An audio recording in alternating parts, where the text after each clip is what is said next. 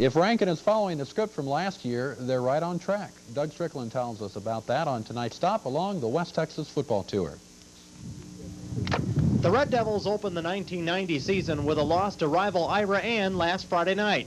But the same thing happened last year, and look what followed. 10 straight wins, and Rankin made it to the second round of the Class A playoffs. Could history repeat itself? The Red Devils think so. I think we're going to do real well. I think we just had a little mental errors that first Friday night. But I think we can get it together and have a good season. I think it's going to be pretty tough, but I think we can hang in there and get to the playoffs. The Red Devils have 17 lettermen back, including quarterback Kirk Kennedy, who guided the Red Devils' Veer offense last year with over 800 yards rushing and 900 yards passing. Our offensive line's stronger. I feel like they're stronger, and certainly we have a little bit more size. I don't think we may have the quickness we've had the past 2 years. A difference in physical aspects. I think we have some skill that we're going to try to utilize a little bit more. Like I say, we're going to try to throw the ball a little bit more if we can get the protection. The Red Devils look to make the playoffs for the third straight year, but they'll have to do it with different district opponents. Teams like Wink, Grand Falls, and Fort Davis. We've had some success the past 2 years in the playoffs. I think we're going to be everybody's target. I think everybody's going to be aiming for us. On the West Texas football tour in Rankin, Doug Strickland, Channel 7 Sports. And this afternoon, the Red Devils were putting the finishing touches on their practice session. This is a team that has great balance on offense and defense. It's a combination of both. We can run whenever we need to, and I've got good receivers, and if I can throw the ball on certain nights, then they can catch them, so we're pretty well balanced. I think a lot of it's been our senior leadership. We have 8 seniors. Some of them are starters from last year. I think we have 5 seniors who started for us last year, and certainly you have to have leadership when you get this far in the playoffs and have a successful season. We've played good defense up to now, and offense also, so I think we can attribute it to our leadership. Of course, we'll have more on the Rankin Red Devils tonight also at 10 o'clock, and Becky said he sounds a little bit like Spike Dykes. Tonight, Farwell, no losses, so that's going to be an outstanding game. One other football note.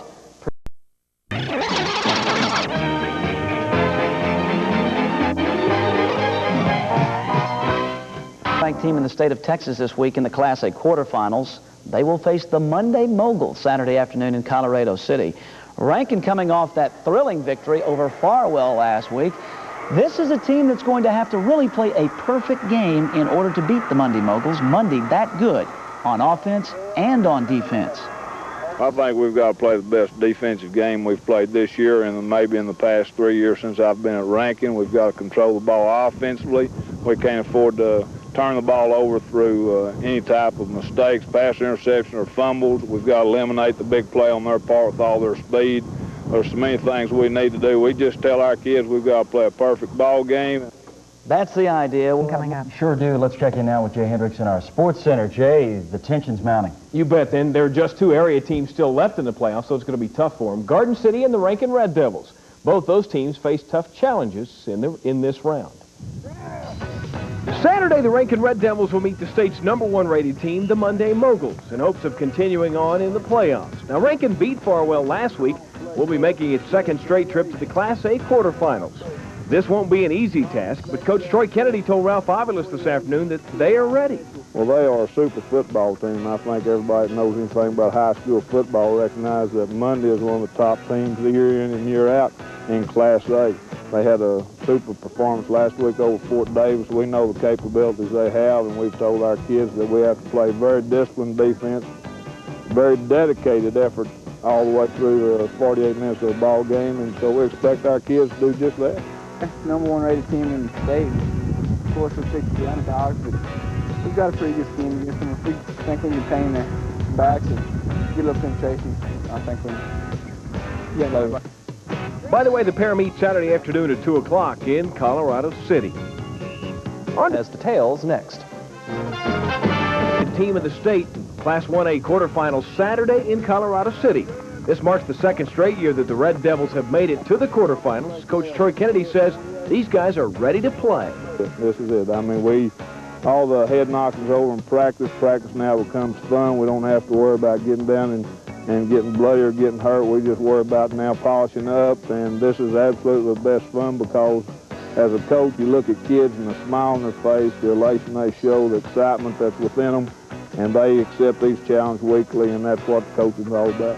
And the Class A state quarterfinals this Saturday. Monday, of course, is the top-ranked team in the state, but that doesn't seem to worry the Red Devils too much. Last week, they beat the third-ranked team in the state, and if Rankin plays like they have been lately, well, it should be a good ball game.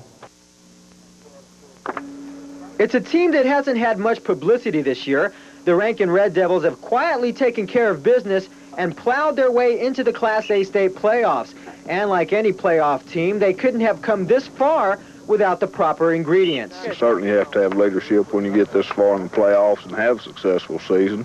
We've played good defense up to now, and offense also, so I think we can attribute it to our leadership and having a good offensive and defensive scheme.